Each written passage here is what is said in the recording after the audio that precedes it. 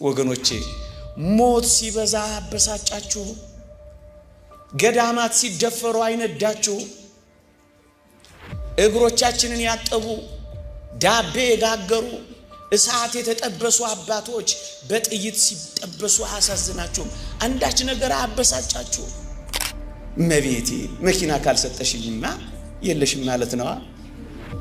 አንተ መኪና ካልነዳ ወላዲት አምላክ የለችም። ይሄ እኮ ንግድ ነው።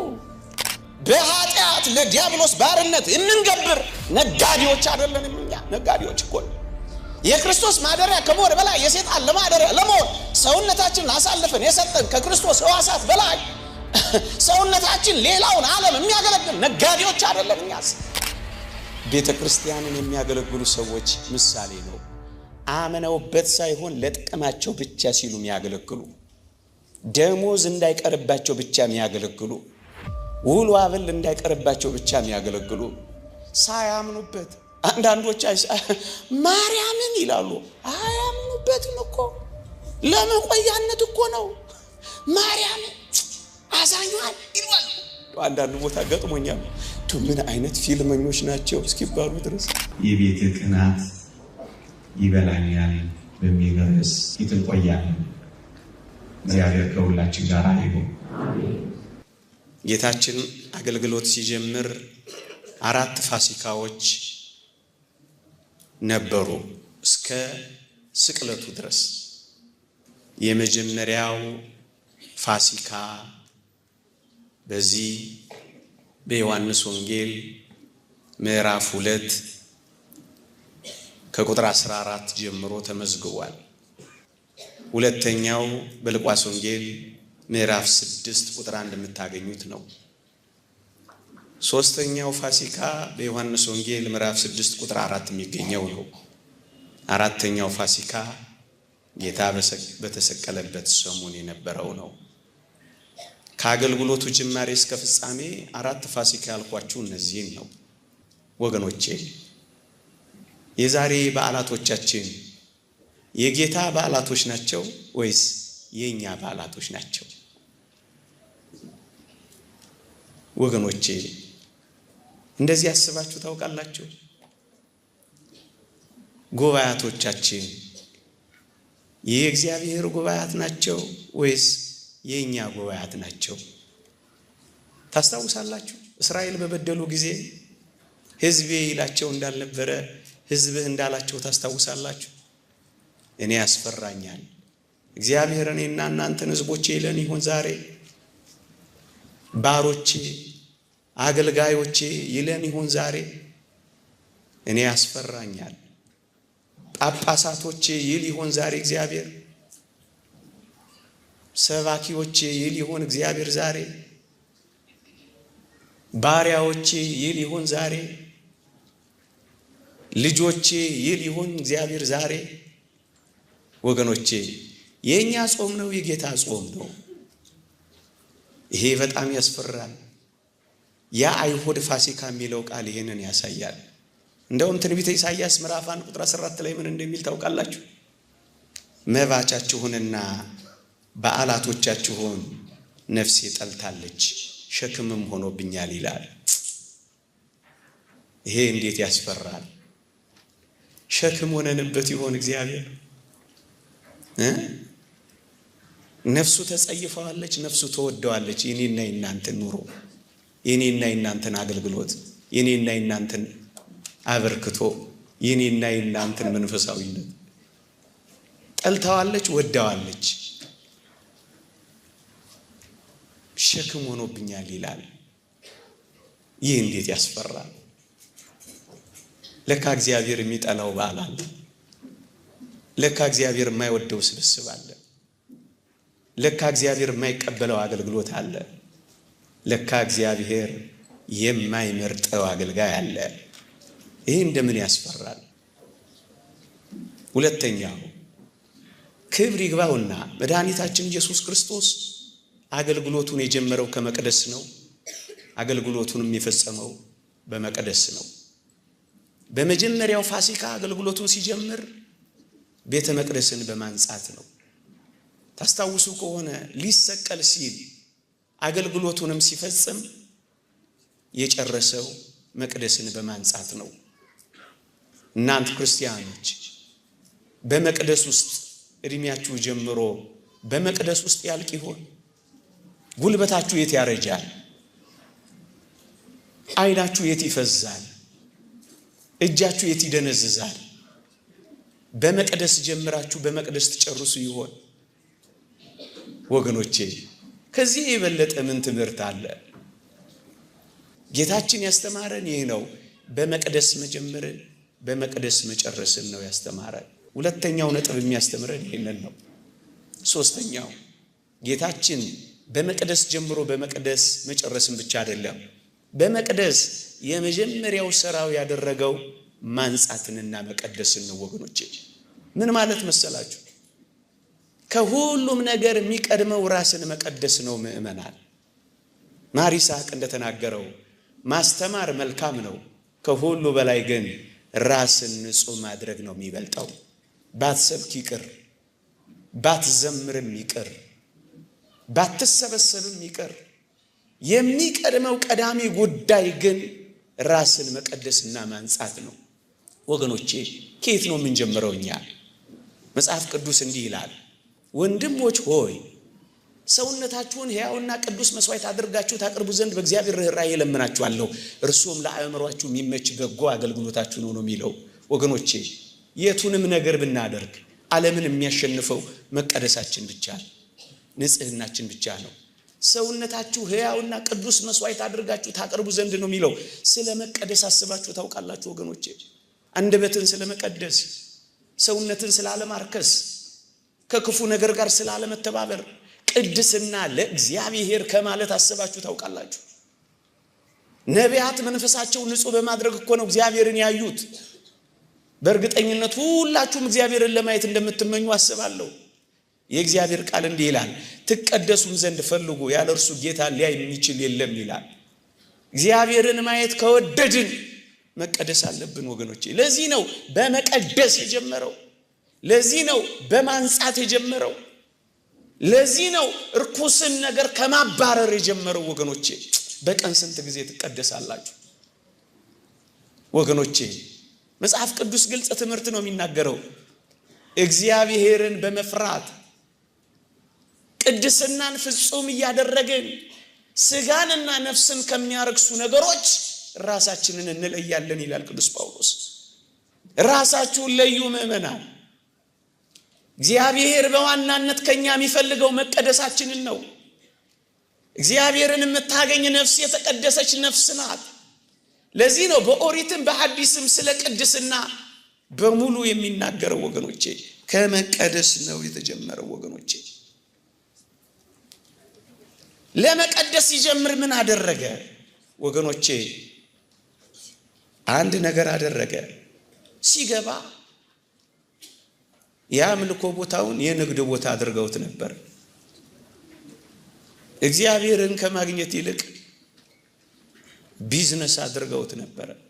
የበሬዎች ግሳት፣ የላሙ ጩኸት፣ የበጎች ሽታ፣ የርግቦች እሱን ያገኘው ጌታችን። አምልኮቱ ንግድ ሆኖ ተቀይሮ ነበር። መቅደሱ ገበያ ሆኖ ነበረ። ይሄ እንዴት አያበሳጭም ወገኖቼ? ይሄ እንዴት አያናድድም ወገኖቼ? ይሄ ነው እኮ ጌታችንን ጅራፍ እንዲያነሳ ያደረገው ወገኖቼ። አንዳች የሚያበሳጭ ነገር የለም። አይታያችሁ? ስለ ቅዱስ ጳውሎስ በሐዋርያት ሥራ ምዕራፍ 17 ላይ ስታነቡ ወገኖቼ በአቴና በፈላስፎቹ ከተማ ሲዘዋወር ከተማይቱ በጣዖት ተሞልታ ነበር ይላል። እናስ የቅዱስ ጳውሎስ መንፈሱ ተበሳጨበት ይልላችኋል። ምን ሲያይ? ከተማይቱ በጣዖት ተሞልታ ሲያይ መንፈሱ ተበሳጨበት። ኦርቶዶክሳውያን አንዳች የሚያበሳጫችሁ ነገር የለም? ከዝማሬው በላይ ዘፈኑ ሲበዛ አበሳጫችሁ? ከመቅደሱ በላይ ግሮሰሪው ሲበዛ አበሳጫችሁ? ወገኖቼ ዕጣን ከሚሸተው በላይ ሐሺሽ ማጨሳዎች ሲበዙ አበሳጫችሁ?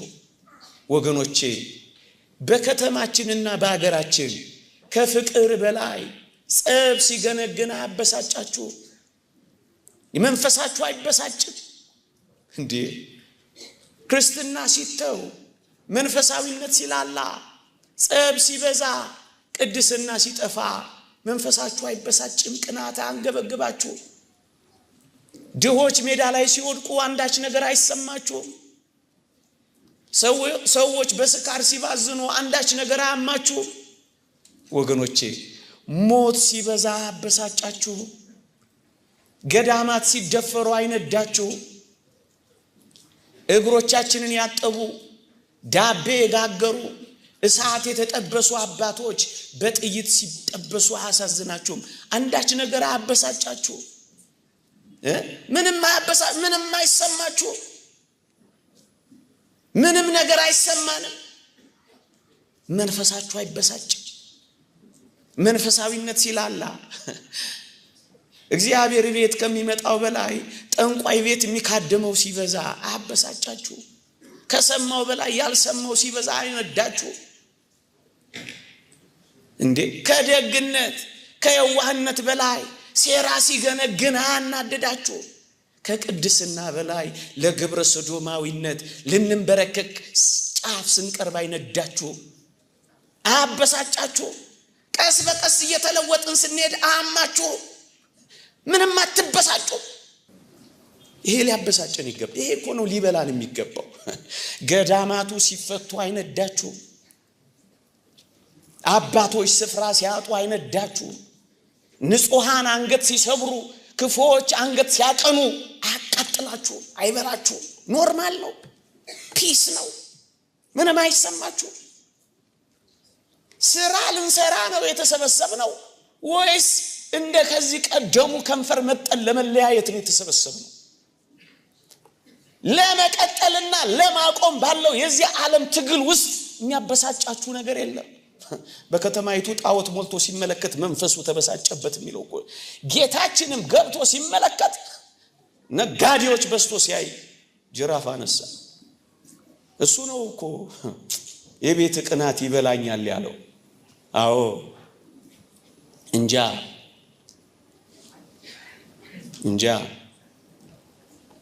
አየ ጌታችን ምን አደረገ? ጅራፍ ገምዶ በሬ ነጋዴዎችን፣ በግ ሻጮችን፣ ርግብ ሻጮችና ገንዘብ ለዋጮችን እየገረፈ አባረራቸው። ወገኖቼ ነውር የሌለው በግ ይሰዋ እንደነበረ ነውር የሌለው በግ ሲመጣ እንዴት ይቆማሉ? ለዚህ ነው ያባረራቸው። ወገኖቼ በጉ በሌሎች ኃጢአት ተሸክሞ የሚሞት ነበር፣ የራሱ ኃጢአት አልነበረው። በራሱ ኃጢአት ያልሞተ እውነተኛ በግ ሲመጣ ታዲያ ሌሎቹ በጎች ምን ያደርጋሉ? ይውጡ፣ ወጡ። እንዲህ ነው ያባረራቸው። ወገኖቼ ለመስዋዕት የሚሆኑት በጎች ለመስዋዕት ከመዋላቸው ከአንድ ሳምንት በፊት ነበር ወደ ኢየሩሳሌም የሚገቡት። ጌታችን ክብር ይግባውና እውነተኛ መስዋዕት ስለሆነ ከመሰቀሉ ከአንድ ሳምንት በፊት ነው ኢየሩሳሌም የገባው። እውነተኛ በግ ነው። ለዚህ ነው ያባረራቸው። ወገኖቼ እነዚህ መስዋዕቶች ከሩቅ ነበር የሚመጡት፣ ከብዙ ቦታ ደክመው ነበር የሚመጡት። እስኪ አንድ ነገር አስቡ። ጌታችን እንዴት ከሩቅ እንደመጣ ተመልከቱት። እጅግ በጣም ከሩቅ ነው የመጣው። ልዕልናውን ማን ይገልጣዋል? ህሊና የማይመረምረውን ምን አይነት ቃል ገልጦት ይናገራል? ከሩቅ ነው የመጣው። ከሩቅ ከሰማይ ዙፋኑ እስከ መስቀል ዙፋኑ ያለውን ርቀት ማን ሊገልጠው ይችላል? ቋንቋ እኮ አይገልጠውም። መመራመር እኮ አንችልም። ከሩቅ ነው የመጣው ወገኖች። ከሩቅ ጥልቀቱ ምጥቀቱ ለመታወቅ የሚያልፍ የእግዚአብሔር ፍቅር የሚለው እኮ ይሄንን ነው። ከሩቅ ነው የመጣው ወገኖች። ከሩቅ መጥቶ ነው እግራችን ስር ያጠበን። ከሩቅ መጥቶ ነው መስቀል ላይ የዋለልን። ከሩቅ መጥቶ ነው እኛ የቀመስነውን የቀመሰው። ከሩቅ በጎቹ ደካክመው እንደሚመጡ በፍቅራችን ደክሞ ታስታውሳላችሁ። ሰማርያዊቷን ሴት ሊፈልጋት ሲሄድ ርቦት ደክሞት በጉዞም ዝሎ ነበር ይላል። ፍቅሩ ነው ይሄን ያደከመው። የኛ ነፍስን የተጠማው ጉስቁል ያሉት እነሱ ልክ እንደዛ እኮ ነው። ለመስዋዕት አይሆኑም እያሉ ያባረሯቸው እንደነበረ ወገኖቼ እሱ የእግዚአብሔር ልጅ አይደለም ተብሎ የተባረረ እውነተኛ በግማ መድኃኒታችን ኢየሱስ ክርስቶስ ነው። ለዚህ ነው ያስወጣቸው። ይኸውላችሁ በሬ ነጋዴዎች ማለት በሬ እርሻን ነው የሚያርሰው። አዎ በሬ ነጋዴዎቹ አምነውበት ሳይሆን በቅን ልብ ሳይሆኑ ወገኖቼ ቤተክርስቲያንን የሚያገለግሉ ሰዎች ምሳሌ ነው። አምነውበት ሳይሆን ለጥቅማቸው ብቻ ሲሉ የሚያገለግሉ፣ ደሞዝ እንዳይቀርባቸው ብቻ የሚያገለግሉ፣ ውሎ አበል እንዳይቀርባቸው ብቻ የሚያገለግሉ ሳያምኑበት አንዳንዶች ማርያምን ይላሉ። አያምኑበትም እኮ ለመቆያነት እኮ ነው። ማርያም አዛኛል ይላሉ። አንዳንድ ቦታ ገጥሞኛል። ምን አይነት ፊልመኞች ናቸው እስኪባሉ ድረስ ታዲያ እንደዚህ ዘጋቢዎች አሉ። ምን እንደዚህ እኛም እንጂ ከመንፈስ ቅዱስ ያገኘነው የጸጋ ልጅነት በጥምቀት ያገኘነው በኃጢአት ለዲያብሎስ ባርነት እንንገብር ነጋዴዎች አይደለንም። እኛ ነጋዴዎች እኮ የክርስቶስ ማደሪያ ከመሆን በላይ የሰይጣን ለማደሪያ ለመሆን ሰውነታችንን አሳልፈን የሰጠን ከክርስቶስ ሕዋሳት በላይ ሰውነታችን ሌላውን ዓለም የሚያገለግል ነጋዴዎች አይደለን። እኛስ መቅደስ የሆነ ሰውነታችንን ለአላፊ አግዳሚ እርኩሰት የሰጠን ነጋዴዎች አይደለን። እኛስ ከዚህ በላይ ንግዳለን እንዴ? ከዚህ በላይ ንግዳለን እንዴ? ምን ማለት ነው? አምልኮ ንግድ ሲሆን ነው ጌታችን ጅራፍ ያነሳው። ገንዘብ ማግኛ፣ ስልጣን መያዣ፣ ሀብት ማፍሪያ፣ አንዱን ማጥቂያ ሌላውን መጥቀሚያ ዝና ማካበቻ ብቻ ከሆነ ንግድ ነው። መኑኝ ንግድ ነው። ይሄ ነው ጌታችንን ጅራፍ ያስነሳው። አንዳንዴ እኮ የኔና የናንተም አገልግሎት ንግድ ይሆናል ወገኖች። አባቶቻችን እንደሚሉት የትኛውም ጸሎት፣ የትኛውም ሱባኤ፣ የትኛውም ጾም፣ የትኛውም አገልግሎት ለነፍስ ጥቅም ለእግዚአብሔር ፍቅር ካልሆነ ምን ብቻ ነው? ፈራችሁት? ኧረ እኔ አልፈራውም። ንግድ ብቻ ነው። ለነፍስ ጥቅም ካልሆነ ንግድ ብቻ ነው። ለእግዚአብሔር ፍቅር ካልሆነ ንግድ ብቻ ነው ወገኖቼ። ለዕድሜ ማርዘሚያ፣ ለንብረት መጠበቂያ፣ ለግዛት ማቅኛ፣ ለጠላት መጉጃ፣ ምቾትን መጠበቂያ እንደው ለእኔ እመቤቴ መኪና ካልሰጠሽኝማ የለሽም ማለት ነዋ። አንተ መኪና ካልነዳ ወላዲት አምላክ የለችም። ይሄ እኮ ንግድ ነው። ያውም አየር ባየር ሳይኖሩ አምጡ ንግድ ነው ወገኖቼ። ያኔ ነው ጅራፍ ያነሳው። ያኔ ነው ጅራፍ ያነሳው። እየሰማችሁኝ ነው? ስንት ጅራፎች አይታወቀን ይሆናል እንጂ ይሄ ሁሉ እኮ ይሄኔ ጅራፍ ይሆናል ወገኖቼ። ስንት ጅራፍ አለ። እንዲህ ይላል እግዚአብሔር ቃል። የመጨረሻ ጥቅሴ ነው። ብልጥግናቸውን ለምርኮ ትንቢተ ሶፎንያስ ምዕራፍ 1 ብልጽግናቸውን ለምርኮ ቤታቸውን ለሌላ ወይናቸውን ለአዕዋፍ አደርገዋለሁ። እንግዳ ልብስ የሚለብሱትን በመድረኩ ላይ የሚዘሉትን አመፃንና ሽንገላን የሚመሉትን እቀጣለሁ ይላል እግዚአብሔር። እግዚአብሔር ከዚህ ያድነን። አንዳንዴ የሰበሰብነው በየሆስፒታሉ መበተን እኮ ጅራፍ ነው ወገኖቼ። እውነት አሰብ ጅራፍ እኮ ሰው አይገባውም እኮ ወገኖቼ። ጮማ ለመቁረጥ ጠጅ ለማወራረድ ያሰብነው ሂሳብ እኮ ፋርማሲ ከተሰለፍንበት እኮ ይሄ እኮ ምንድን ነው? ጅራፍ ነው። ከሙዳየ ምጽዋት መገልበጥ፣ ጂም ውስጥ መገላበጥ ይሄ እኮ ጅራፍ አይደል? አይቶ ካለ አትብላ አትብላ አትብላ ተብሎ እኮ አለመብላት እኮ ራሱ እኮ ጅራፍ ነው። እውነት አሰብ ታየዋለህ እንጂ ምን አትለው ምን አትለው እንዴ? የገነባነውን ካልኖርንበት ይሄ እኮ ጅራፍ ነው አይደል?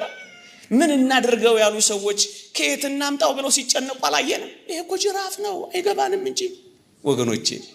በእኔና በእናንተም ላይ ስንት ጅራፎች አሉ። እነዚህ ሁሉ ጅራፎች አሉ፣ በጣም ብዙ በርካታ ወገኖቼ።